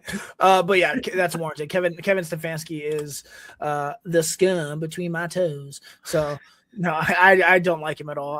I don't think he'll be great in this offense. I mean, he's going to be carried by Bijan and Drake London, and then he'll look good this year. But it's not because of him or his scheme at all. It's because of the talent around him, and it's they were succeeding in lieu of him, I would say. Tua, he's going to be the centerpiece of the chaos. They don't have a quarterback. Michael Penix Jr. could have been the guy. We don't know. He's hurt now. It looks like they have replaced him with Tua, and Kirk Cousins is gone now. And Tua finally has some reliable weapons. He had Etienne and Waddle, of course, but Drake London is perceived as a top 5 receiver. Bijan is considered the best running back, if not top 2 or 3, regardless.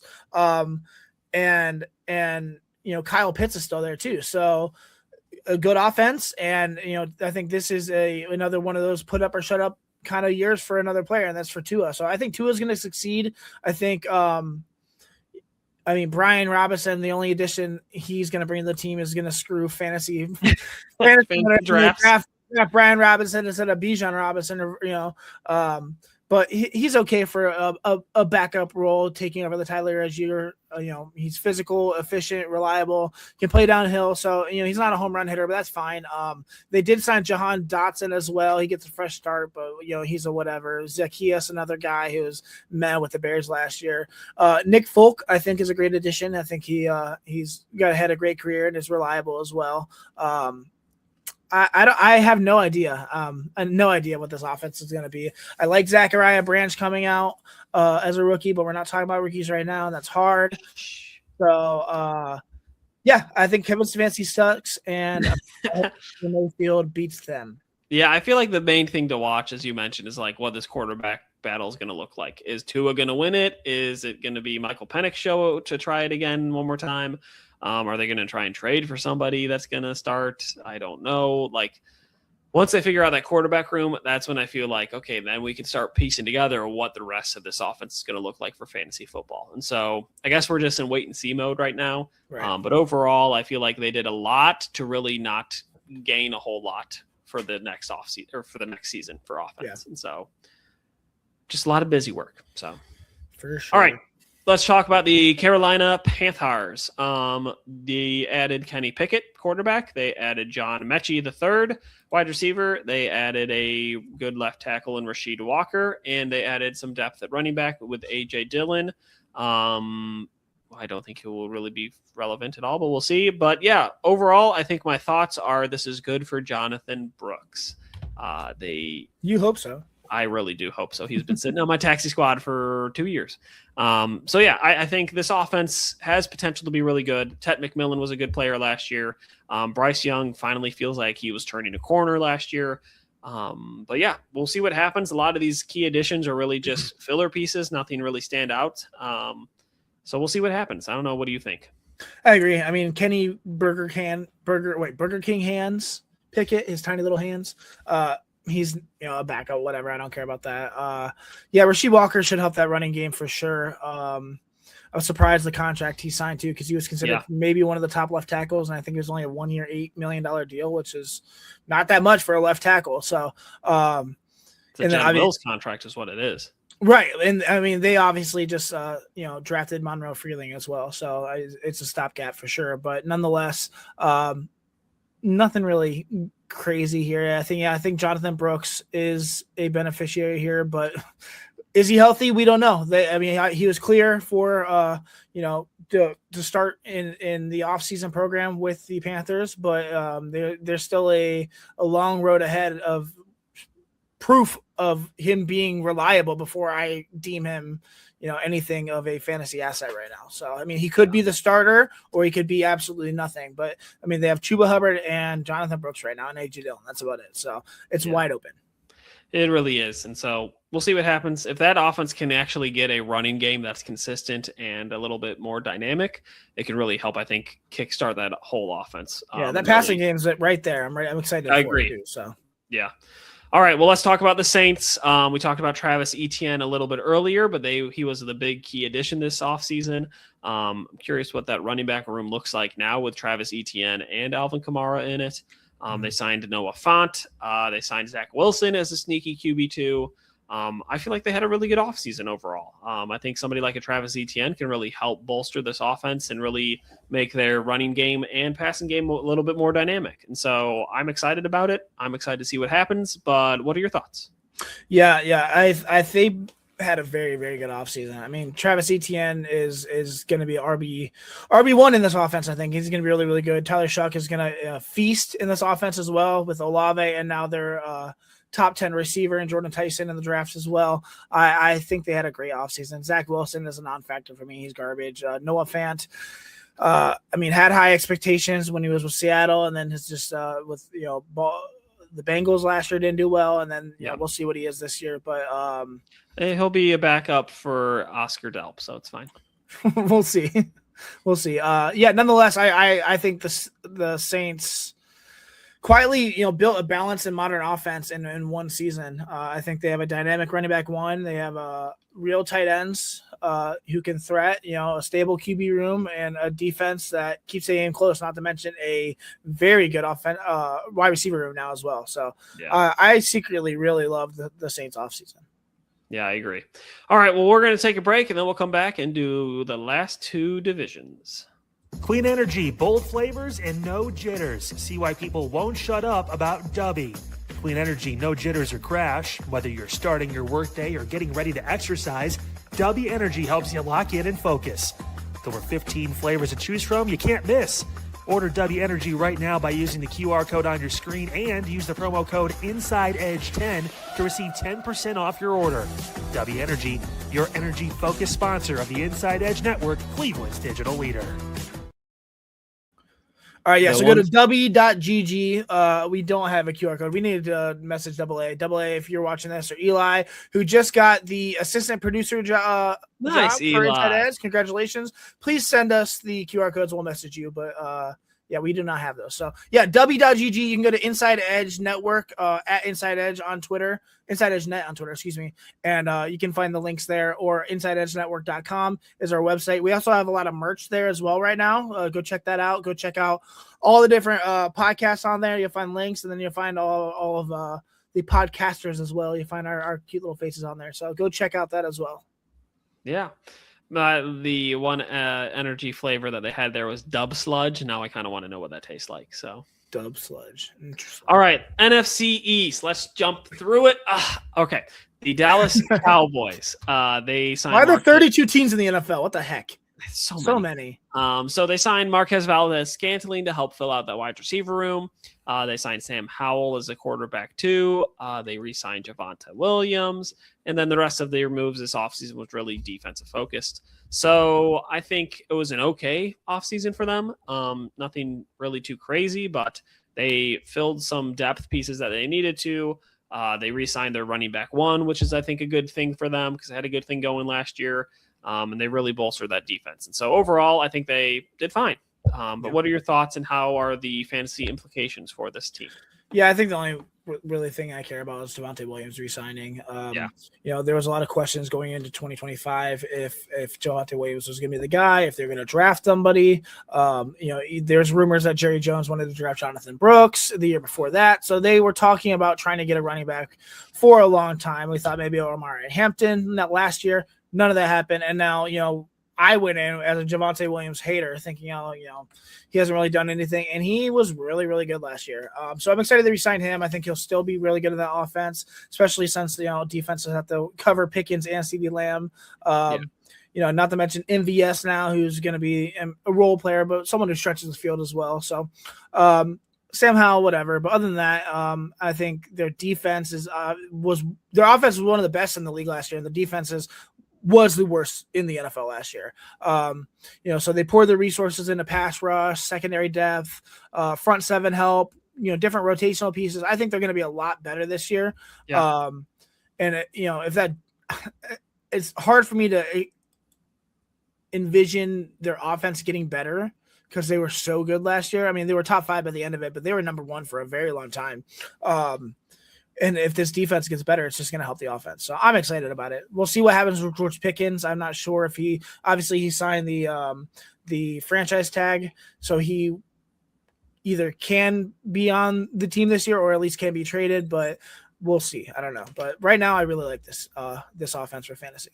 Yeah, I agree with you. I think this should be good. Then signing Javonte Williams was the best thing that they did all season. So, all right, let's move on to the next team, the New York Football Giants. They really only did like 2 things that I felt like were noteworthy this offseason. They signed Darnell Money Mooney and Graham Gano. And that was really it. I think their main focus was to just keep the band together that they have of this young nucleus core and see how they can grow into year 2. And so, yeah, what are your thoughts on their offseason? They replaced Wan'Dale Robinson with Darnell Butt Cheeks Mooney. I wrote some really mean things here about Darnell Mooney. Some very mean. Like he's a words. I'm not gonna. This is a family show, David. He doesn't like him. Stop it. Darnell Mooney sucks. He's a scum between my toes. Yeah. He makes me vomit. Yep, some little rascals there. I'm not a fan of Darnell Mooney. I don't think he is going to do anything as this offense. I like the fact that they kept the band together, but I mean, Malik Neighbors is coming off an injury. Cam Scatterby is coming off an injury. They did bring in a tight end who I'm blanking on. Who did they bring in tight end? That was not Theo Johnson. Yeah. I'll look on it. You keep talking. You're good. Yeah. I just think that, I mean, they added some great pieces in the defense too. Arvell Reese is going to be great for this team. They got Francis Mauigoa, which is going to help the offensive line as well a ton. They're going to move him into guard. So Cam Scatterby, Tyron Tracy will, Francis Mauigoa is my top offensive lineman in this draft. So, great addition there. So Isaiah Likely is the biggest piece of the offense. You're right. I don't know how I missed that. I was like, who the hell? Who's the tight end they added? Yeah. Likely is obviously going to be a huge piece. Think Mark Andrews' role in the Harbaugh offense with the Ravens. So Likely is. How did we miss that? That's crazy. I don't know how I missed that one. I apologize. Darnell Mooney, but not Likely. Oh well, Isaiah Likely is a great addition as well. So very, very. I like it. Yeah, I agree. It should be good. I'm excited to see them grow. This is an offense that I'm kind of low-key buying right now, but we'll see as we get closer to this season. So let's talk about the Philadelphia Eagles. Go Birds. Go Birds. That's what they say. Go Birds. No, that's what the fans say. He's pandering to our dynasty league. He's half Eagles fans right now. It's only one Eagles fan in there, and then a bunch of other fair weather. And then Shane, who's a fan of all 32 teams. So all right. So the Philadelphia Eagles fan of all 32 teams. He just wears the NFL hat. That's all. Yep. So they added Damian Pierce as a running back depth piece. They signed Hollywood Brown to kind of help fill that wide receiver room with Elijah Moore, and also traded for Dontavian Wicks. And so they made some moves. Overall, nothing too flashy, but I think they're kind of preparing the way for a certain wide receiver to be moved out of the offense here soon. And so overall, it was really nothing crazy. They did do some moves to help that defense as well. But yeah, I think they had a meh offseason. Yeah, they have so many people in the wide receiver room. It makes no sense. Makes no sense they would sign Hollywood Brown, Elijah Moore, and trade for Dontavian Wicks, and then trade up in the draft and draft Mekhi Lemon. It just, I mean, yeah, it's clear that A.J. Brown is gone from this offense, but still, like, what are they doing? They're just throwing boogers at the wall and hoping one sticks here. Damon Pierce is just a guy. Who cares? He had one decent year, and that was it. Hollywood Brown, we'll see. He's getting older. Elijah Moore, was the first pick in the second round just a few years ago. Had a great year as a rookie for the Jets, and then has just fallen off the hill. Sucked with the Browns. Yeah, sucked really. with the. If you suck as a receiver at the Browns when they need a receiver, you're bad. And then Dontavian Wicks, who I think was a promising wide receiver 4 in a offense that had a lot of people in the room for receivers, and then he goes to an offense that is probably more crowded now. So as much as I like him, he's going to be irrelevant. So the only relevant guys here are going to be Smith and Lemon, and that's about it for the receiver room. Other than that, I could care less about Tank Bigsby or any of these guys that they sign. Damian Pierce. I mean, Saquon Barkley's there. So correct. Yeah. All right. Well, let's jump into the last team for the NFC East. That would be the Washington Commanders. I feel like their whole offseason was centered around building the running game to help Jaden Daniels. They signed Rashad White. They signed Jerome Ford. They did sign a tight end in Chiga Okonkwo. They signed wide receivers in Van Jefferson and Noah Brown. So they added a lot of depth, but I feel like it was very adamant. We need to bolster this run game so that way Jaden Daniels isn't running for his life and trying to carry the run game himself. And so overall, I thought it was a good offseason. I'm excited to see what happens and what the team looks like moving forward. But yeah, what do you think of it? I really love the Chiga Okonkwo signing. I think he's the perfect modern tight end for this scheme and this offense. I think he brings exactly what they needed at tight end: speed for sure, yard after catch ability, a seam stretching presence, and a matchup problem for linebackers. He's incredibly athletic. He didn't really jump off the page yet in terms of stats, but I think that's just because of utilization. He's going somewhere he's wanted now and actually needed. Obviously, you think of guys like Benson, who was maybe the heir apparent in that tight end room, but Chig is going to step right in. He has one of the highest RASs also for tight ends. I think he's a beast. I think this is all going to click together. Finally, he's going to be a big piece of this offense. In terms of like Van Jefferson, nobody. Jerome Ford again, and nobody. Noah Brown, he's been in the NFL for a long time. That's crazy. He's a former Buckeye.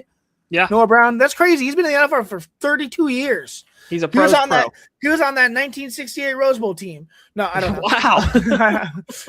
No, I didn't know if they played in the Rose Bowl in '68. I just made that up. Nonetheless, Rashad White is a guy who I think has been fading for years. They brought in guys for Jaden Daniels, but I still have questions about this running game. You think Bill Krosky might be the guy, but they still just don't have. I wanted Jeremiah Love. It sucks. It's so sad. Yeah, it is sad. We'll talk about the Cardinals here in a second. And then maybe Ahmad Hardy, but now that situation is crazy as well. So do you see that? I did not know. Yeah, the running back out of Missouri. He's was probably. Consensus right now was he's going to be RB1 for next year. He just got shot in the leg by 3 of his former teammates in high school. So. Wow. Yeah. So I don't know the situation, but speculation is saying that it's, you go home and you're, people behind your back are a little jealous, so that's really sad. Hopefully he heals up a little bit, but they need a running back, and that's the main thing right now. So I just don't think Bill Krosky merit, Austin Eckler, the 45-year-old.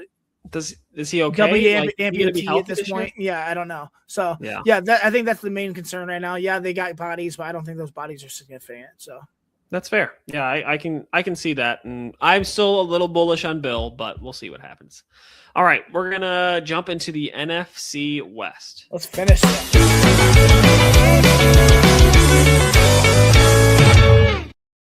The NFC West, here we go. We're going to start with the Arizona Cardinals. Let's try and do this rapid fire. So they signed Kendrick Bourne, they signed Tyler Algier, they signed Gardner Minshew, and they signed Devin Duvernay. Overall, this was a very weird and interesting offseason for them. They already had a pretty crowded running back room, it felt like. And then they signed a player to be the running back one in Tyler Algier to only go and draft somebody third overall for the running back room. Yeah. So it's a weird offseason for them. I actually like the Gardner Minshew signing. I think it gives some stability to the quarterback room. I also think he can be a good person for somebody like a Carson Beck to learn from. And I actually do like the Kendrick Bourne signing as well, kind of help give some more depth to that wide receiver room as well. But overall, what did you think? Yeah, I like the Kendrick Bourne signing. I think he's just a reliable professional wide receiver that they needed. Tough, dependable, got decently clean routes too as well, and he's going to be a quarterback friendly target. I feel bad for Tyler Algier. I feel bad. He finally goes to a team where he's not in the shadow of one of the best running backs in the NFL, and then he's now in the shadow of a prospect who is hoped to be one of the best running backs in the NFL. No, it's insane. I feel bad for him, but I mean that's the name of the game. And then you also have Trey Benson, you have James Conner. It's a weird running back room. You expect one or two of those guys probably to be on the move. But it's Jeremiah Love's job, so everyone else get in line. I do like the Gardner Minshew pickup as well. I think he's a great quarterback two. I think Jacoby Brissett's going to be really good this year. I also like Devin Duvernay. I think Devin Duvernay, excuse me. I think he's going to be a good return player, gadget piece for them. So not the best, but this offense looks to be very, very good, very fantasy friendly if they can just get everything together. And hopefully Marvin Harrison Jr., please God, have a better year. So we'll see. Yeah, I agree with you. Or get him off this damn team. Trade him somewhere good or move on. Yes. Let's move into the LA Rams because this is a team that I'm not too sure what to make of their offseason. I feel like they're in a very big win now Super Bowl window with Matthew Stafford, and all of the moves that they made this offseason were really just defensive focused and really not to help Matthew Stafford at all. Did they sign anybody for offense? I genuinely don't know because I can't think of anybody off the top of my head. I don't know. And I feel like getting another weapon would have been really, really beneficial for this team that's trying to make that Super Bowl push. And so I'm confused by their off season. It doesn't make sense to me, but what do you think? I don't know. I feel like they kind of stayed where they are by design. I don't think they necessarily neglected the team. I think it was intentional. It wasn't oversight. I think that the Rams believe they have their quarterback set for the next few years. Obviously, they drafted a first-round quarterback thinking that he might be the future, but he's not right now. Their running back room is set. Their wide receiver room is elite. Their tight end room is stable, and I think their offensive line is good enough. So instead of tinkering and messing around with their team, they froze that offense and rebuilt the other side of the ball. And I think that's where they lacked last year for sure. I think the defense wasn't as great as they wanted it to be for sure. So, winners are obviously, the offensive players because they don't have any competition. So, we'll see if Devontae Adams is going to be a part of this team. And the status with Puka as well as he, I think he's out of the program or whatever, he got some help, sought some help. So, for some incidents that he had, but, in light of that, if, everything's fine, I think this offense is just, stepping into the next, from last year into this year, pretty much the same, just really good and efficient. So I'm tired. I cannot put these thoughts together right now. Same. So let's finish this. Moving to the Super Bowl winners, the Seattle Seahawks. They signed Rashid Shaheed back to be on their team again because he was really dynamic with them for that playoff push, and they signed a running back in Emmanuel Wilson to kind of help give some depth to that. Besides that, it was all just defense. So overall, the winners, I feel like, were the team players that were already there. Rashid Shaheed is a winner because he stays in that offense and can kind of continue to grow in it.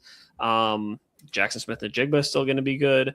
Manuel Wilson should get some touches, so I feel like there's some good RB2 value there. But overall, that's about it. What do you think?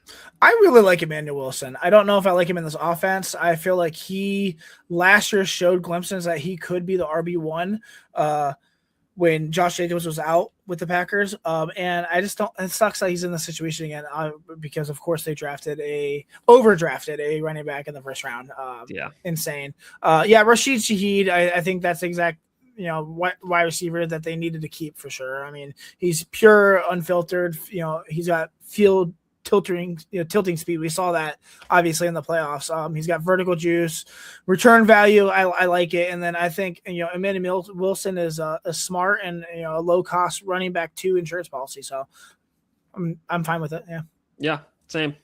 All right. Last but not least, the San Francisco 49ers, they made a big move in signing Mike Evans this year. They also signed Christian Kirk, who I feel like flew under the radar a lot, and really also beefed up that offensive line because that team had a lot of injuries last year. And so I think that's really good. Overall, I'm very excited to see what Christian Kirk and Mike Evans look like next to each other in the offense.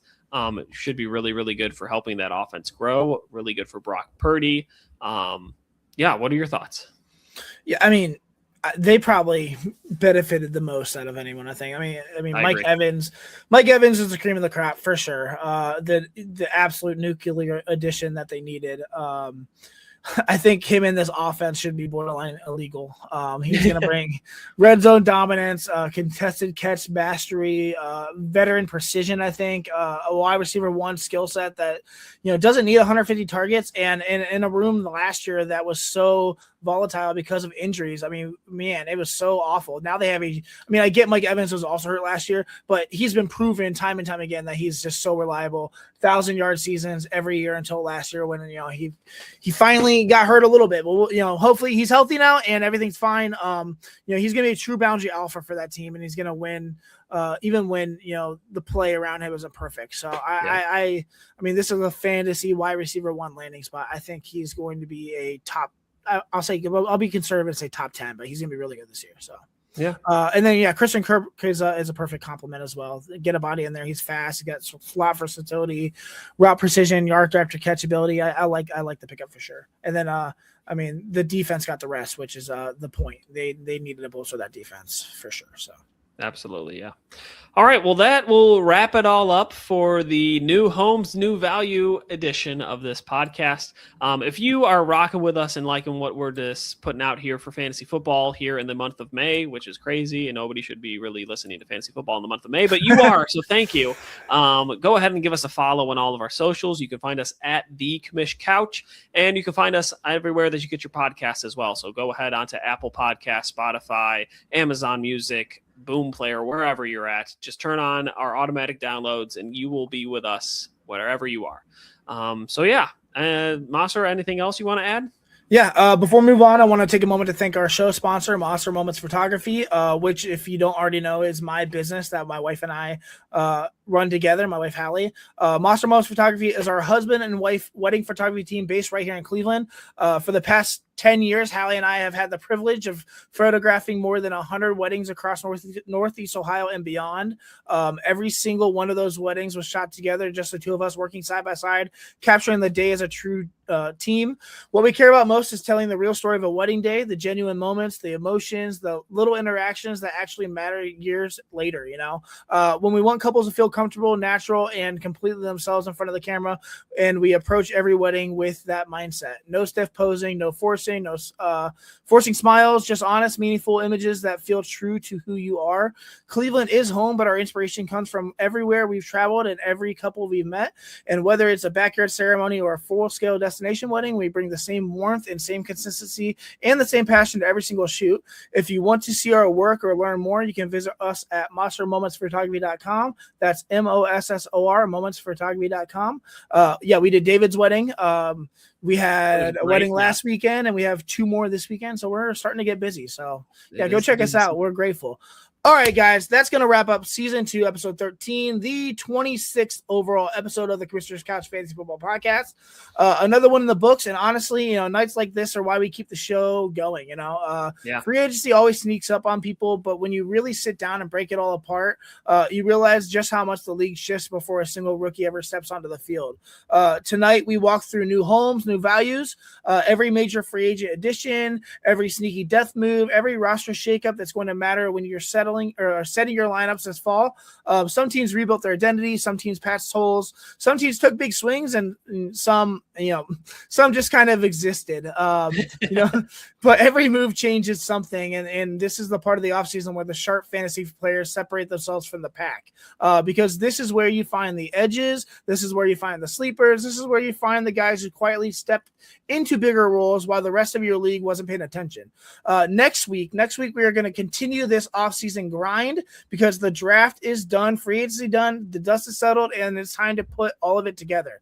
Next Thursday, we are running our rookie Superflex mock draft live on the show. Full board, real picks, real strategy, real conversations about how these rookies stack up with their new landing spots, with the depth charts, and with the new opportunities that they are handed. If you are in dynasty leagues, if you are rebuilding, if you're trying to get ahead of your league mates before training camp even starts, that is the episode you do not want to miss. Superflex is a lot of fun, guys. We're going to have a lot of fun with this. For David Cahoon, follow him at DavidCahoon24. I'm Ryan Mosser. You can find me at DynastyCLE. This has been the Commissioner's Couch Fantasy Football Podcast. We will see you next week. Rest up, stay sharp, and keep grinding that tape. Good luck.